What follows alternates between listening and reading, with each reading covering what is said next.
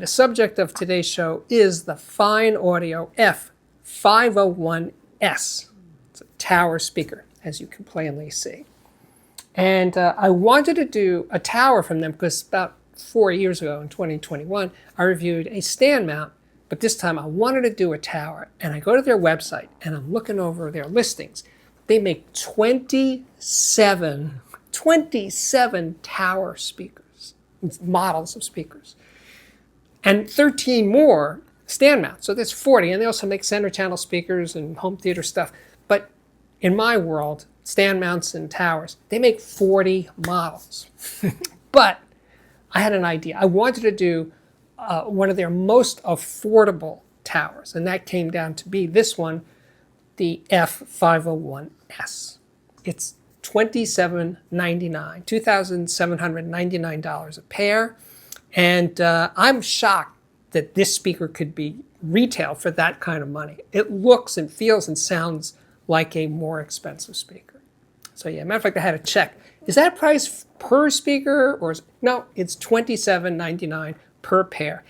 And my review samples were finished in walnut, real walnut, not vinyl, beautiful walnut. That surprised me again. But you can get it in black oak or black gloss. And, well, I'm going to tell you a little bit about the sound. I'm going to interrupt myself here. Oh, there will be an Audiophiliac viewer system of the day later on in today's show, and I will compare the 501S with the Zu DW6, the DW6 Superfly, also later in the review. So please stick around for those. But as for the sound of this speaker, well, it's on the warm side of neutral. It's a full, for a skinny tower, it's 39 inches tall. It moves a lot of air, and it's a full sounding speaker. It's not soft, it's not blurry, but it definitely puts meat on the bones of the music. It has some oomph, some juice to it, which I really, really like. Soundstage is wide, fairly deep, but it's the overall focus, especially the center, that really surprised me. So that's very noteworthy. It can play loud, not crazy loud. It's not like a rock and roll thing. It's not a Klipschla Scala. It doesn't go there. But it can play loud for a speaker of this size. And for late night listening, because I know it's important to a lot of you guys, I would say it's about average in that regard for a speaker with specifications like this, meaning, well, it's almost 39 inches tall. The sensitivity rating is 90 dB. The minus 6 dB for deep bass is 36 hertz. I think there's two drivers, as you can plainly see. The bottom one is easier to discuss. It's a woofer, a 6-inch woofer with a multi-fiber cone. And the surround on both of these drivers is ribbed for your listening pleasure and to lower distortion.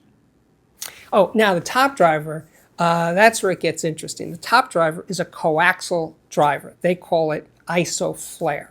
But it has the same 6-inch mid-woofer with the rib for your listening pleasure surround. Nestled in the center is a 1-inch magnesium compression driver. And when you look at this cutaway from the side, you'll see that the voice coil for the tweeter and the voice coil for the woofer are time aligned with each other. They're in the same, let's say, plane. And that provides superior, according to Fyne, superior imaging. And I think I'm actually hearing that from this speaker. The F501S is a ported speaker, a bass reflex speaker. The port is in the bottom of the cabinet facing down and then vents through all 4, let's say, vents on the sides of the speaker. So through the front, sides, and rear. Very important, I already gave you the price, but another really important number is the warranty. The warranty runs to 7 years. Most speakers are 5, this one goes to 7 years. Now, the F501S is made in Indonesia. It's designed in the UK by Fyne, but the speaker itself is made in Indonesia. But I hear some of you thinking about this. Why can't they make it in the UK? Well, in fact, they have another model, a very similar model, called the F501SP, which is, in fact, made in their factory in the UK. That one costs more. That one costs $47.99 compared to $27.99 for the standard 501S. So if you really want a UK-built speaker, they make it. It costs more, but it isn't exactly the same. It's actually upgraded in many ways in the design. But since I'm not reviewing the 501SP, I'm not going to go into detail, just letting you know that it exists. That's it. So have it your way. The more affordable version or the more expensive version. The speaker has good quality by-wire binding posts, but in between those posts, you'll see that little tiny little toggle switch, and it says presence. It's basically, well, a tone control. So you can either use it in the 0 position, which is mostly where I had it, or you can boost the presence, which is centered at 2.5K. You can boost it 3 dB or cut it 3 dB. And that's a big difference. So you can go 6 dB of range in 2.5K, which is definitely audible and is definitely useful, especially for certain rooms or your taste in the way your music sounds. And I'll get a little more into that later on in this review. As for setup, as I mentioned earlier, it was very straight ahead. The speakers were 8 feet apart, center to center, and I was seated 8 feet away, so it was an equilateral triangle. The electronics, I wanted to use an affordable amp, so I used the Schiit Aegir 2. This is about $900. And a much better amp for a lot more money, the Pass Labs XA25. Both of them were fantastic. I mostly listened to the Pass because it sounded better. It showed me more of what this speaker could do in terms, especially of its transparency and its dynamics. But I got to say, the Schiit on its own, the Schiit Aegir 2, was fine. Very enjoyable to listen to it that way. So I covered those bases. And I by-wired the speakers with Triode Wire Labs by-wire cables. I wanted to play something loud that would be, let's say appropriate to play loud, and it turned out to be this Joy Division album. And I was playing it with low 80 dB peaks.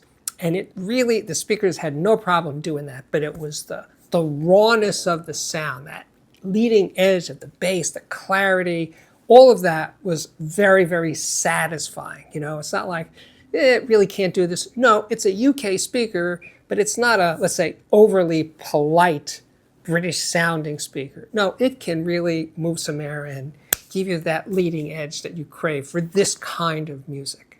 Now, for something less strenuous, I played this Simon & Garfunkel, this live album from 1969. So it's late in their career, and they're playing songs from the yet unreleased Bridge Over Troubled Water, including the title track. So the people in the audience had never heard this music before, and they were still really into it, but that's an interesting aspect of this album. So anyway, Artie is singing Bridge Over Troubled Water, and his soaring vocal is just so gorgeous. It's stunning. It's just, it never gets old, and it's such a beautiful song. And then when they did Sounds of Silence, the harmonies between Artie and Paul, yeah, it's just like they had that sound. It's so sad that they broke up in 1970. All right, next I wanted to do this comparison between the Zu DW6 Superfly and the F501S. And the music that I selected, just because I was listening to it anyway, was this BBC live recording of the Smiths, the band The Smiths. And what was immediately apparent was that the Zu had more jump, more electricity, more leading edge, and greater dynamic range. Just hear things, the contrast between the soft parts and the loud parts was superior on the DW6.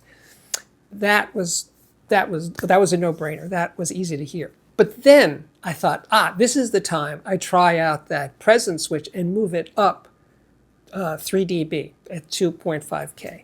And when I did that and did this comparison again, well, the Zu was still ahead, but the gap of energy, of excitement was smaller between the two. I'd still give the nod to the Zu for jump.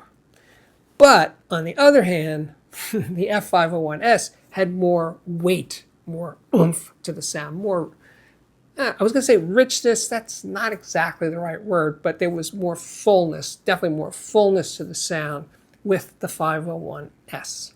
Next, I played Pentangle. Now, this is British folk It's a gorgeous recording, and I was listening with the presence switch in the up position, plus 3 dB at 2.5K, and I was digging it. I mean, it's a gorgeous all acoustic record, beautiful harmonies, but then I wanted to go back to the 0 position, and I tried that.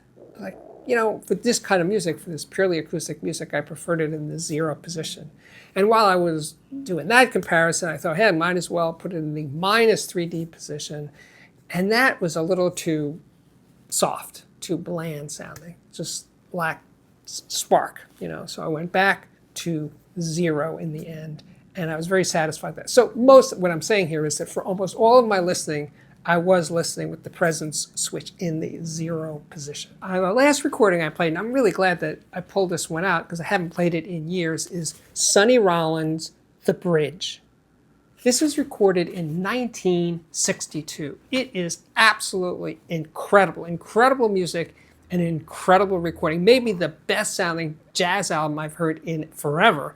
I mean, it was recorded in 1962, and I've owned it a really long time, but for one reason or another, it was one of those between the cracks things. Sonny's tenor sounded so right, so complete. His breath, his phrasing were so well played by this speaker. I'm a big fan of Jim Hall on electric guitar. I have a lot of his solo records, but here he is with Sonny, and the pairing of electric guitar and sax is how they're riffing off each other. It's really exciting to listen to, but it is also the sound of this record. I don't know how they pulled this off in 1962 to make a recording that is this, sorry to use this word, holographic, that each musician is in his own space. Anyway, the F501S was sounding like a much, much, much more expensive speaker. I mean, it makes me think like, this is the next to the bottom of the line speaker from them. It's like, this is where it begins. What about the ones that are... Anyway, I will get back, and I am going to do, I don't know if this year or maybe late this year, I will review another Fyne speaker if the stars align correctly, a bigger tower speaker from Fyne. So let's go right to, so Steve, what do you really think of the Fyne Audio F501S? It's so nice to be surprised when you're doing a review, because a lot of times I go into a review and I say, I kind of know what this is going to be. But this one, I knew it would be good. I just didn't realize how good and what kind of, let's say, an all-rounder this speaker is. You know, it can play rock, it can play jazz, it can play acoustic stuff. It does it all, and it's very easy to listen to. There's absolutely no listening fatigue. I listen to this speaker more, put in more hours listening than I do for most speaker reviews, at least lately, because I was just listening on my own time, not for review purposes. And that is probably the highest compliment I can pay to any product that I review, is I just kind of keep going. And now we will shuffle on over to, you know it, you love it, the Audiophiliac viewer system of the day. Tom lives in Austin, Texas, and he is a lucky guy. He has 3 really nice systems.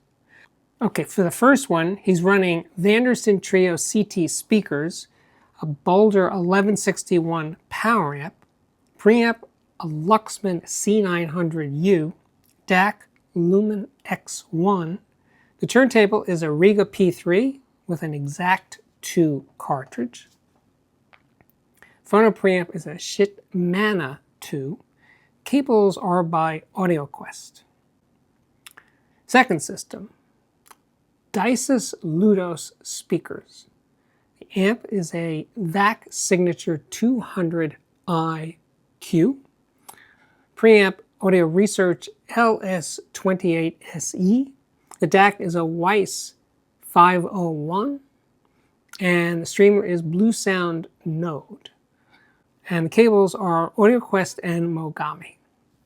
Last system features a speaker I haven't thought about in a while, but really nice. KEF 4012s, recapped, ferrofluid replaced. The integrated amp is a Wilsonton R800i 300B 845, but that's only being used as a power amp. The preamp is a Luxman L550 AXII, that's used as a preamp. The DAC is a Benchmark 3L, another Blue Sound Node streamer, and more AudioQuest and Mogami cables. Thank you, Tom. All right, we are back. My name is, again, it's Steve Guttenberg. I am the Audiophiliac. This show is over 8 years old. And the reason it's continued as long as it has is because of my patrons that support this channel through their kind generosity. I'm putting up the address on the screen so you can check it out. I will tell you there is exclusive content on the Patreon, so that's worth checking out as well. And you can join for a couple of bucks a month, up to $50 or even $100 a month. And at the top 2 tiers, you and I will have a conversation every month, just one-on-one, at the beginning of the month, more or less. And that's it. So thank you again for watching. And I truly do hope to see you back here again very, very soon. Bye-bye.